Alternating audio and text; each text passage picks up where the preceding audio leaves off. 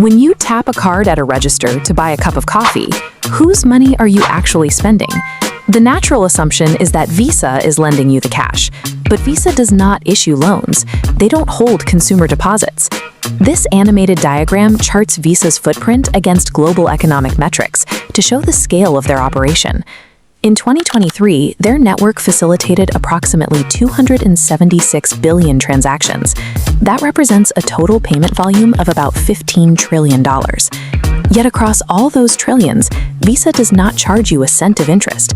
They do not assess your late fees, and they do not approve your credit limit. If a company avoids all the traditional activities of a bank, how does it consistently rank among the most profitable financial institutions on Earth? The answer lies in the exact opposite of banking. Visa operates an invisible, asset-light technology network. And to see why they built it this way, we have to look back at a spectacular failure in early consumer credit. Let's go to California in 1958. Consumer banking at this time is rigid and intensely local. You go to a physical branch, talk to a teller, and any credit you have is usually tied to one specific store. Bank of America attempted to break this mold by launching a product called Bank America Card. The pitch was novel. Customers could carry a single card, use it at multiple different merchants, and repay their balance over time.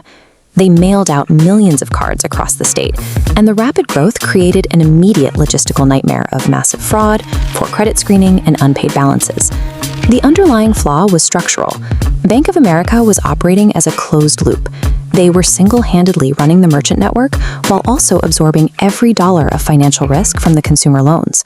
A proprietary single-bank credit card carries a fatal liability. Acting as both the physical infrastructure and the sole lender is too much financial weight for one institution to bear. To survive, Bank of America had to change the structure.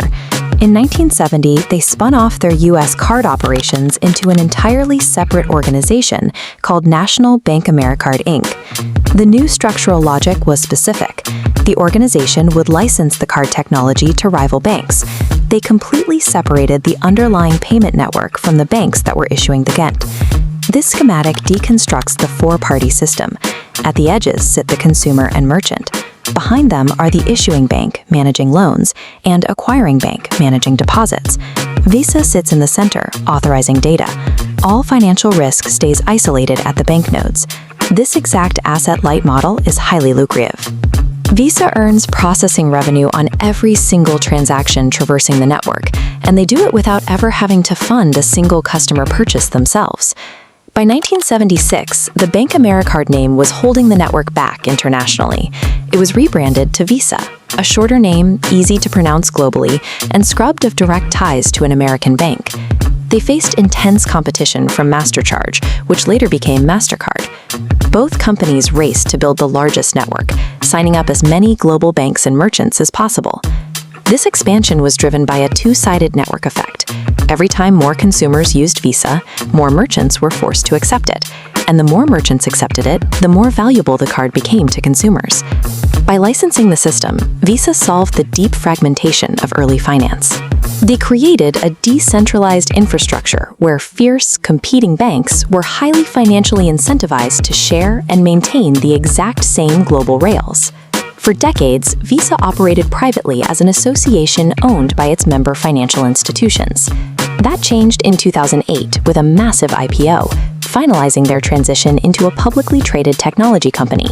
Since then, the physical plastic has steadily given way to mobile wallets, digital commerce, and contactless transactions. Yet underneath the new interface, the exact same four-party architecture established in the 1970s is still running the show, now smoothly supporting payments across more than 200 countries and territories. The physical plastic is essentially an interface. It identifies you to the network, allowing a digital protocol to handle the actual movement of data. Visa built the invisible shared highway that carries digital money across the globe. They didn't create the debt. They engineered the infrastructure that makes it move.